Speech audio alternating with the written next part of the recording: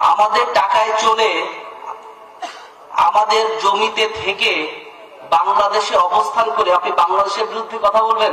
আপনি যদি বাংলাদেশের সংবিধান, বাংলাদেশের আইন না মানেন, আপনার কাছে তিনটা অপশন আছে। এক অপশন উল্টা পাল্টা করবেন, হাত ভেঙে দিব, জেল খাটতে হবে। দ্বিতীয় অপশন হচ্ছে গিয়ে একেবারে চুপ করে থাকবেন, বাংলাদেশের ইতিহাস, বঙ্গবন্ধু স্বাধীনতা নিয়ে কোনো প্রশ্ন করতে পারবেন না, চুপ করে নিজের জীবন যাপন করবেন। আর 3 নম্বর হলো, যদি আপনার বাংলাদেশ পছন্দ না হয় তাহলে you are welcome to go your পেয়ারা পাকিস্তান। আপনি আপনার পেয়ারা পাকিস্তানে।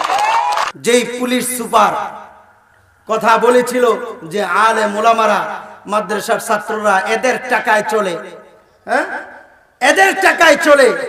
আরে বেটা, তোরা কার টাকায় চলস? গোলামের বাচ্চা গোলাম। যদি জনগণ তোদেরকে টাকা না দিত তোরাও চলতে পারতি না, বেঈমানের বাচ্চা কোথাকার। কথা সাবধানে বলবি, তোরা গোলাম, জনগণের গোলাম। তোদের মুখে এত বড় কথা সাজে না, গোলাম গোলামের মতো কথা বলতে হয়। রাস্তাঘাটে আসি দেখি তো আলেম ওলামারা ভিক্ষা করে না, তোমরা ট্রাক থামায় টাকা নাও, জনগণ সব জানে। কথা ঠিক না বেঠি? এই জন্য চোরের মুখে এত ভালো কথা সাজে না। এই জন্য কথা বলতে সাবধানে কথা বলো। আলেম ওলামাদের বিরুদ্ধে কথা বলতে একটু সাবধানে কথা বলো, ভেবে চিন্তে কথা বলো।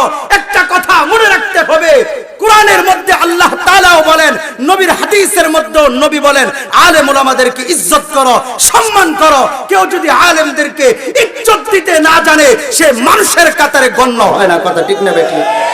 মানুষ বলে গণ্য হয় না। নবীর হাদিস হলো আকরিমুল উলামা, আলেম ওলামাদেরকে সম্মান করো। কারণ আলেম ওলামারা সম্মানের পাত্র। আলেমদেরকে যদি অপমান করা হয়, নবীকে অপমান করা হবে। নবীকে অপমান করা মানে আল্লাহকে অপমান করা হবে। আর কোন মানুষের বাচ্চা আল্লাহকে অপমান করতে পারে না। কথা বলে কি আশ্চর্য লাগে। মানে এখন বর্তমান সময়টা এমন হয়ে গেছে, মানে যে আলেমের বিরুদ্ধে বেশি কথা বলতে পারবে, মনে হয় কি ওর চাকরির পদোন্নতি দিনের দিন আরো বাড়বে। বিষয়টা এমন হয়ে যাচ্ছে। কেন ভাই? তুমি যে বললা তোমার বাবার জানাজা তুমি পড়াইবা, তোমার গালে দাড়ি নাই, তুমি তোমার বাবার জানাজা সামনে রাইখা তুমি ওখানে দাঁড়ায় দেখো, মানুষ তো দূরের কথা, তোর পিছনে একটা কুকুরও দাঁড়াবে না। কথা ঠিক না বেটি? বেয়াদব কোথাকার।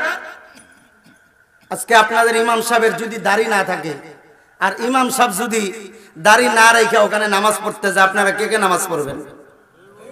হ্যাঁ, চোরা কোথাকার। জানাজার নামাজ তুই পড়াবি, তোদের সম্পর্কে মানুষ আর জানে না। খালি আলেম ওলামাদের দোষ ধরো। একটা ইমাম 5, 10, 20, 25, 50 বছর পর্যন্ত এমন ইমাম আছে একই মসজিদে আছে, আছে না নাই? একই মসজিদে 30, 40, 50 বছর আছে। কই সাধারণ মানুষ তাদের একটা দোষও ধরতে পারলো না। কিন্তু তোমরা জনগণ, তোমাদের ব্যাপারে জনগণ একের পর এক তোমাদের দোষ জনগণের চোখের সামনে ধরা।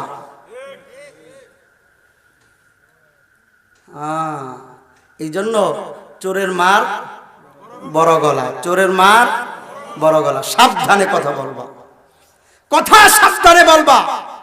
জানাজার নামাজ তুমি পড়াইবা, আচ্ছা তোমার বাবার জানাজার নামাজ নাই, তুমি পড়াইলা, তোমার পিছনে কোনো মানুষ থাকলো না, ঠিক আছে, কিন্তু তোমার জানাজাটা কে পড়াবে? তোমার জানাজা কে পড়াবে? তোমার বাবার জানাজার নামাজ নাই, তুমি পড়াইলা, তাহলে তোমার বাবা মার বিয়েটা কে পড়াইছে? বেটা, আলেম ওলামা যদি তোর বাবা মার বিবাহটা না পড়াইতো, বেঈমানের বাচ্চা তুই মুসলমান হয়ে জন্ম নিতে পারতি না।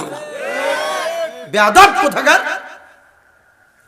কথা বলার ক্ষেত্রে আমরা মনে হয় কথা যা মুখ দিয়ে আসে তাই বলি, মুখ দিয়ে যা আসে তাই বলি, মুখ দিয়ে যা আসে তাই বলি।